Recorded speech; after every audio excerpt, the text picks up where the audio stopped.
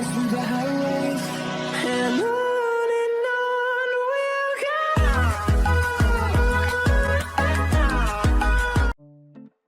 Hello everyone and welcome to this video. So today Star Stable posted yet another Star Stable game blog for February. In it they talked about myths and legends, the Jorvik Gazette quest, home stable customization, and also the player character update. So of course I wanted to go over it. So as always, I hope you enjoyed this video, and if you do, make sure to subscribe. It really means a lot. And now let's get into it. February is a great month for some blog reading. Our amazing game director Stacey Place is back with a new recurring series all about myths and legends. Esmeralda Silverforce shares details around the amazing Jorvik Gazette quest, and Marie is back with a new player character update. So let's first get into the myths and legends, where Stacey Place talks about home stable customization. I haven't read the game log yet, so I'm kind of excited, but let's see what she has to say. A bitter breeze brushes your cheek as you ride across the fields, approaching the forgotten lands of Hollow Woods. The landscape is vast yet empty, and the view harkens back to a promised time when many believed this place held a bright future. But now it remains eerily quiet, a perfect place to reflect on myths and legends of Jorvik old. I am your storyteller for today, she who will guide you through mysteries yet unsolved in our beloved land of Jorvik, or the place beyond, otherwise known as Star Stable Entertainment headquarters. My name is Stacey, and I'm the game director for Star Stable Online. Home stable customization. Our first adventure in the realm of the unknown begins with the story of a couch, a can of paint, and a perplexing furniture store in Jorvik City that has been opening soon for a suspiciously long time.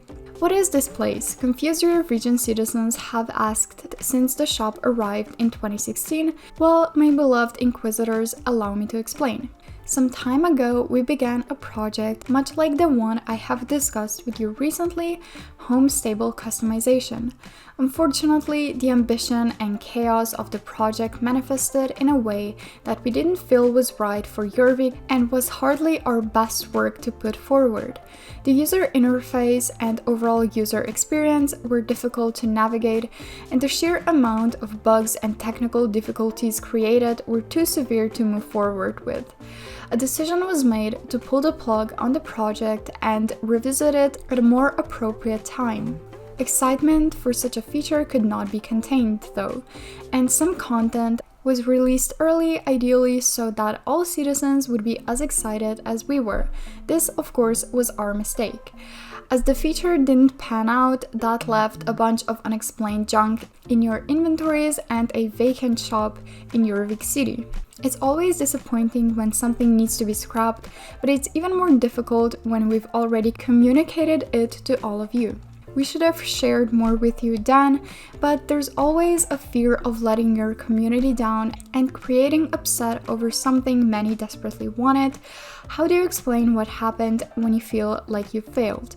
Thankfully, we aim to foster an environment where it's okay to make mistakes and it's okay to say that something isn't right, and now more than ever we want it to be okay to share those fears and disappointments with all of you. We trust that you too have been in similar situations and can understand how that feels. So while we couldn't deliver home customization then, we're actively taking steps to make it possible as a better experience in the future.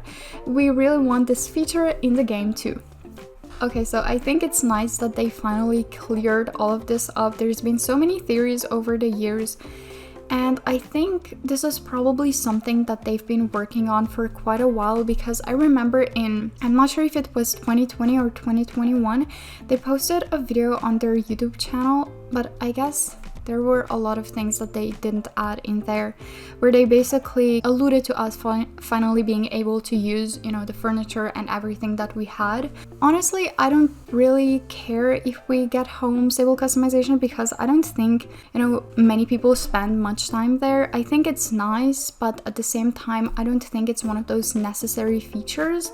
So I think it's not bad for it to be pushed back, but Stacy did talk that we will be able to, you know, get home stable customization at one point. And I mean, it's also mentioned here when that will be. I really don't know. It's probably not gonna be in a while, but it's nice that they're still, you know, at least somewhat keeping it in mind and, you know, working towards it. So anyway, let's go on to the updated characters now. We have some good news to share with you all about the updated character. The animations that were still facing some technical issues are finally progressing at a pace we're happy with. To dive into details, we had to synchronize the horse state machine with the character state machine. What is that, you might be asking yourself? It is a system to manage different types of animations, running, walking, crouching, and their relation to each other. Can you transition from one to another? What does that transition look like? Which conditions does it need to take into consideration? Until now, our horses and characters didn't use this technology, and the current player character won't use it at all.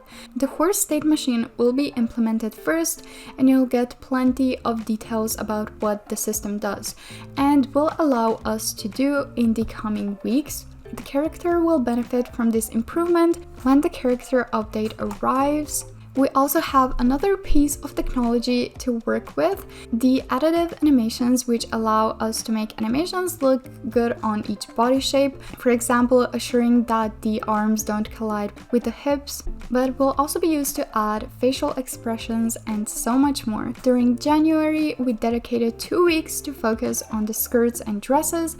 We needed more development to make sure the render was natural around the legs, regardless of which body you choose.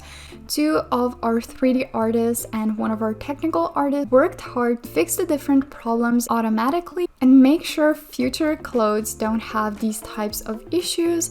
We have slightly updated all the hairs to make sure they have a consistent render, and we're now focusing on the type 3/4 hair types, curly, coily, and kinky, as well as on short and gender neutral styles. We know it feels like the progress is very slow, but the player character is connected to everything in the game, and each change has a ripple effect on almost every team. It's such an important project for us, and we're sure it is for you too.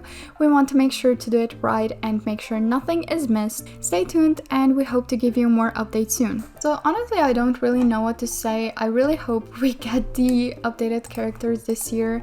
I hope they take all of the criticism that they've gotten into account. They're working on some hair, they focused on what skirts and dresses, which is nice, but again, I really hope that we're going to get it this year.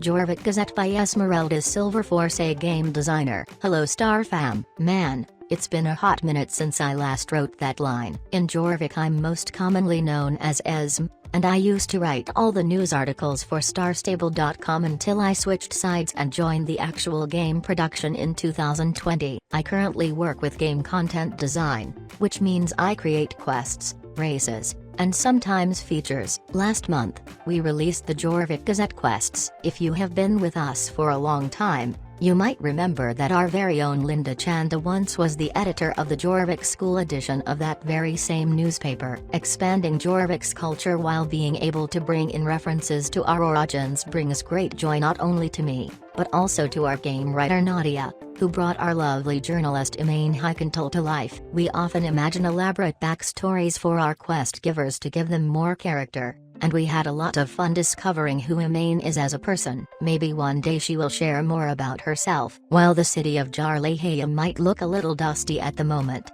our 3D artists achieved wonders bringing the Jorvik Gazette HQ to life. Not only was it important for us to give Emaine a base of operations, but we also wanted a safe place for her dear horse Sahara to stay. We think Sahara looks very pleased in her stall, where she can keep a lookout and make sure no news stories slip by her owner. The most important part of the gameplay proved to be that you got the chance to edit the Jorvik Gazette. After meeting your fellow Jorvigians and listening to their stories, you had the power to decide what stories to run in the paper. It's been so much fun to see which stories you preferred, and we're certain Emaine will return to keep sharing more news with Jorvik.